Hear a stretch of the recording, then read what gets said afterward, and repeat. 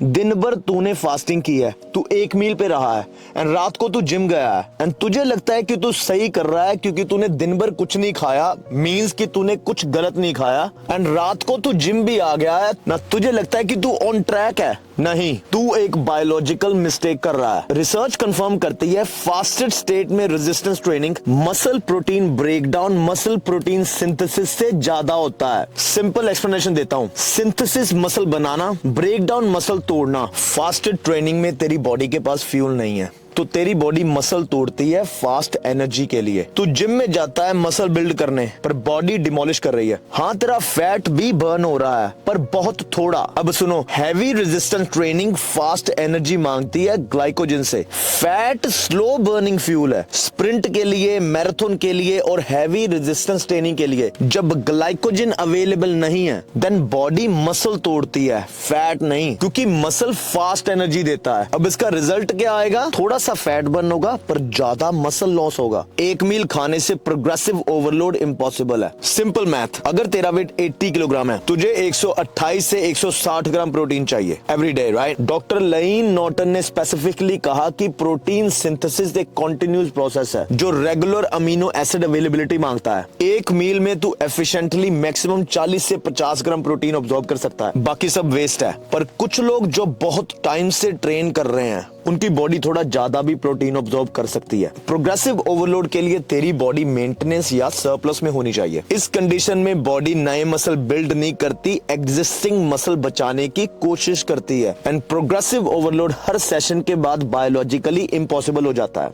अगला पार्ट है evening training plus all day fasting is equal to hormonal collapse. दिन भर फास्टिंग से कोर्टिसोल कंटिन्यूअसली एलिवेटेड रहता है।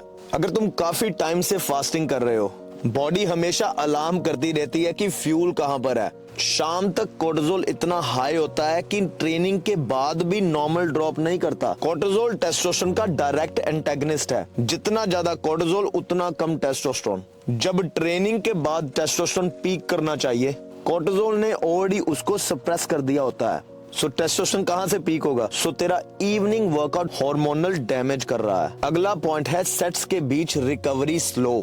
तुम काफी टाइम से फास्टिंग कर रहे हो मतलब तुम ग्लाइकोजन डिप्लीटेड हो। अगर ग्लाइकोजन डिप्लीटेड हो मतलब तुम में फास्ट एनर्जी नहीं है। देन तुम्हें वेट्स हैवी लगते हैं क्योंकि तुम्हारा टैंक एम्प्टी है। इसमें वर्कआउट की इंटेंसिटी ड्रॉप हो जाएगी एंड रेप रेंज भी मेंटेन नहीं होगी। पोस्ट वर्कआउट में मसल रिपेयर के लिए इंसुलिन रिस्पॉन्स ब्लंट हो जाएगा। देन अमीनो एसिड मसल में नहीं जाते। Then delayed on muscle soreness ज्यादा इंटेंस होगी एंड ज्यादा देर तक होगी, बॉडी रिकवरी नहीं होगी।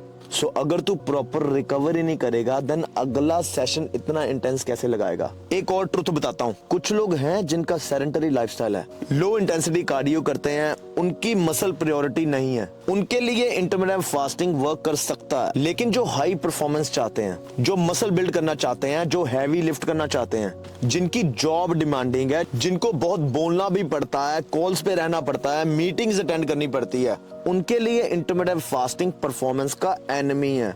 वो स्ट्रेंथ, वो पावर, वो प्रेजेंस जो ऑप्टिमाइज्ड बॉडी से आती है वो कभी नहीं आएगी। सो इसको फिक्स कैसे करें? हर 3 से 4 घंटे रियल फूड खाओ। प्री वर्कआउट में proper carbs, rice and sweet potatoes low.